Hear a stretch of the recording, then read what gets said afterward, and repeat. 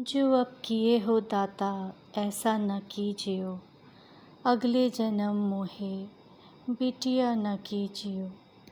ایسی ودائی بولو دیکھی کہیں ہے، میاں نہ بابل بھیا کونوں نہیں ہے۔ آنسو کے گہنے ہیں اور دکھ کی ہے ڈولی، بن کی وڑیا مورے گھر کی یہ بولے۔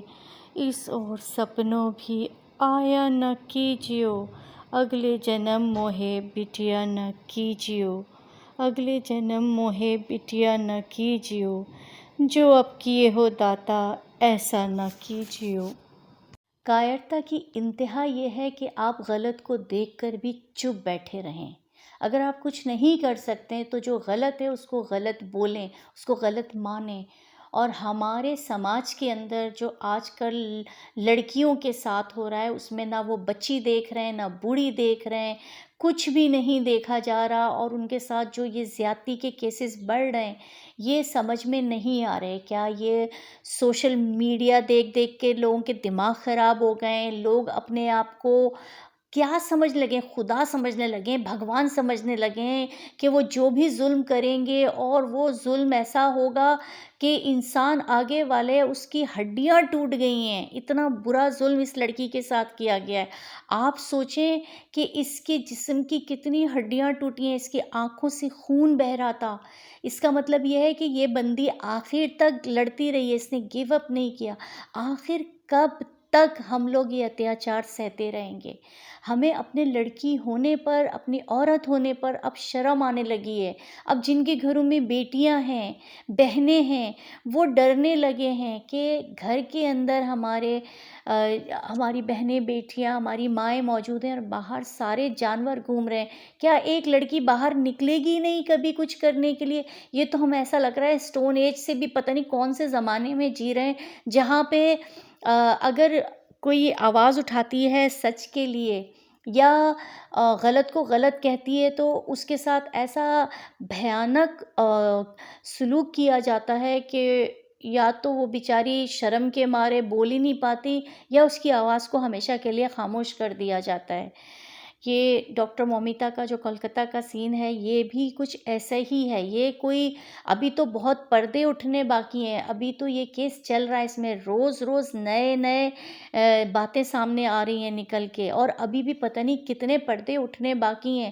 لیکن یہ جو بھی انسیڈنٹ ہوا ہے، یہ کوئی معمولی انسیڈنٹ نہیں ہے کہ بس ایک وقت آیا اور گزر گیا، یہ پری پلان کیا گیا ہے۔ آپ سوچیں ایک ہاسپٹل ہے، ایک ہاسپٹل کی ڈاکٹر ہے، ڈیوٹی ڈاکٹرز موجود ہوتے ہیں، ہاسپٹل میں پیشنٹس ہوتے ہیں جو ایڈمٹ ہوئے ہوئے ہوتے ہیں، ایمرجنسیز چل رہی ہوتی ہیں، سٹاف ہوتا ہے، گارڈز ہوتے ہیں، سیکیورٹی ہوتی ہے، ایک آنا جانا لگا رہتا ہے، اور اتنا بڑا ایک کام ہو گیا وہاں پر جو کسی کو نہ آواز گئی ہے نہ کسی کو پتہ چلا ہے۔ تو کیا آپ کی عقل، آپ کا ذہن اس چیز کو مانتا ہے کہ یہ سب کچھ اتنے آسانی سے ہو گیا ہوگا اور اتنا آسان تھا کہ اتنے سارے لوگ اس کیا کہنا چاہیے، اس کام میں شامل تھے اور انہوں نے اتنی آسانی سے یہ سب کر دیا؟ اور وہ لڑکی جس کی جسم کی ایک ایک ہڈی ٹوٹی ہوئی ہے، جو یہ بات پروف کرتی ہے کہ وہ اتنی بہادر تھی کہ اس نے گیو اپ نہیں کیا اور وہ آخر تک لڑتی گئی، آخر تک لڑتی رہی۔ یعنی یہ کب تک چلتا رہے گا؟ یہ اتیاچار ہم کب تک سہتے رہیں گے؟ اس کے خلاف ایک اسٹرانگ ایکشن کیوں نہیں لیا جاتا؟ ایک ایران ہے، ایران کے اندر آپ کو شاید پتہ ہو کہ اگر کچھ اس طرح کا ہوتا ہے تو پبلک میں لا کے ان کو سرے عام پھانسی لگائی جاتی ہے، ان کو پھانسی لگائی جاتی ہے۔ ایک میں نے کیس دیکھا تھا جس میں ایک ٹین ایجر لڑکا تھا، مطلب مشکل سے اس کی مونچھیں بھی نہیں آئی تھیں، اور اس سے ایک زیادتی کا کیس ہو گیا تھا۔ وہ دو دوست تھے اور انہوں نے زیادتی کر لی تھی، تو وہ میری نظروں سے گزری ویڈیو کہ اس کی فیملی پیروں میں گری ہوئی تھی کہ معاف کر دو، اور وہ دکھنے میں اتنے پیارے بچے، اور وہ معافی مانگ رہے ہیں، معاف کر دو، لیکن ان کو پھانسی پہ لٹکا دیا گیا اس ڈر سے۔ جس جگہ پہ قانون کا احترام ہوگا، قانون کی عزت ہوگی، قانون کا ڈر ہوگا، اس جگہ پر جہاں پر آپ کو پتا ہوگا کہ آپ رشوت دے کر نہیں نکل سکتے، آپ کی پکڑائی ہوگی، آپ کو سوالات کے جواب دینے پڑیں گے، اور آپ نے جو جرم کیا ہے اس کی آپ کو پوری سزا ملے گی۔ ایسے ملکوں کے اندر اس طرح کے واقعات اس طرح نہیں ہوتے جس طرح ہمارے ملکوں میں ہوتے ہیں، چاہے وہ انڈیا ہو، چاہے وہ پاکستان ہو، چاہے وہ بنگلہ دیش ہو، چاہے وہ سری لنکا ہو، اس طرح کی جنہیں ہمیں تھرڈ ورلڈ کنٹریز کا خطاب دیا گیا ہے، ہمیں ٹائٹل دیا گیا ہے، ہمارے ملکوں کے اندر یہ جانور اتنے کھلے عام کیوں گھوم رہے ہیں؟ صرف اس لیے کیونکہ ہمارے پاس جو ہمارا قانون ہے وہ ہمیں کہیں نہ کہیں آ کے چھوٹ دے دیتا ہے۔ ہمارے قانون کو، میں ساروں کو غلط نہیں کہہ رہی، لیکن ایسی بلیک شیپس موجود ہیں جو کچھ پیسوں کے لیے، کچھ پیسے لے کر اپنا ضمیر بیچ دیتی ہیں اور اپنی آنکھیں بند کر لیتی ہیں۔ وہ یہ نہیں سوچتے یہ جانور جن کو یہ کھلا چھوڑ رہے ہیں کل کو ان کے گھر کی طرف بھی رخ کر سکتے ہیں، مگر ان کو یہ بات سمجھ نہیں آتی۔ ہم کب تک اس طرح کی کہانیاں سنتے رہیں گے؟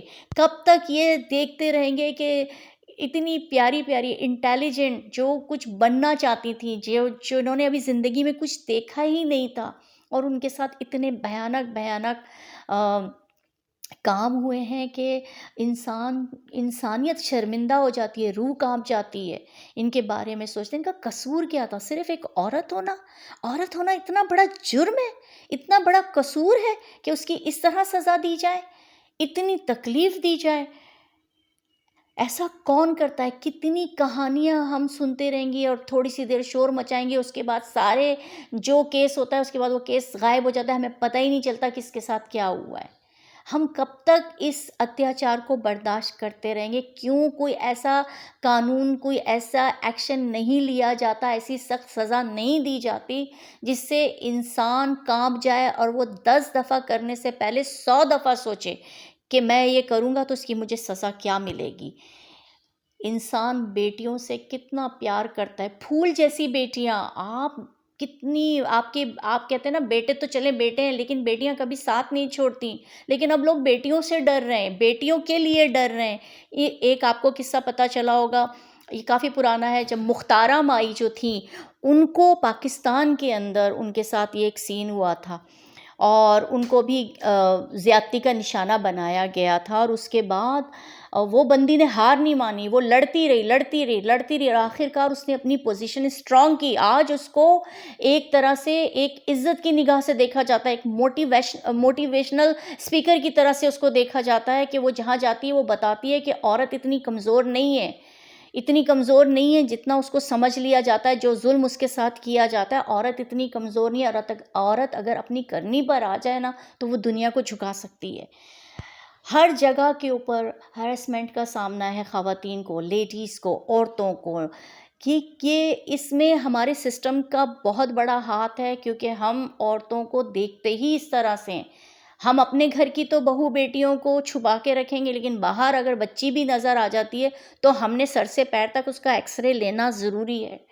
ہم جب تک آواز نہیں اٹھائیں گے یہ سب کچھ اسی طرح چلتا رہے گا۔ ہمیں آواز اٹھانی ہے، مل کے آواز اٹھانی ہے، اور اس وقت تک خاموش نہیں بیٹھنا ہے جب تک کہ جسٹس نہیں مل جاتا۔ اور یہ جو کانڈ ہوا ہے اتنا بڑا، ایک آڈیٹوریم کے اندر جہاں سیمینارز ہوتے تھے وہاں پر، اور اس کے اتنے سارے دروازے تھے، اگر آپ نے ویڈیوز دیکھی ہیں تو آپ دیکھیں اتنے سارے دروازے تھے۔ ایسا کیا تھا، اتنی شور مچا ہوگا، کتنی توڑ پھوڑ ہوئی تھی جو اس کے ساتھ اتنا بڑا، اتنے سارے لوگوں نے کر لیا، کیا کسی کو کوئی آواز نہیں آئی تھی؟ اس کا مطلب یہ ہے کہ کوئی تو سازش ہے جو رچائی گئی ہے، اور اس سازش کا شکار ہوئی ہے یہ ڈاکٹر۔ تو میرے پاس کچھ سٹوریز آئی ہیں، لیکن فی الحال ابھی میں نے صرف یہ ڈالی ہے، اور میں جیسے ہی ایک اور ویڈیو ڈالوں گی جس کے اندر میں اس کے اندر آپ کو بتاؤں گی کہ اصل میں کہانی کیا تھی اور یہ راز کیا تھا، کیونکہ کتنے پردے ابھی اٹھ رہے ہیں، ابھی تو اور بہت سارے نام آنے باقی ہیں۔ ٹھیک ہے، چلیں پھر ملتی ہوں میں آپ سے۔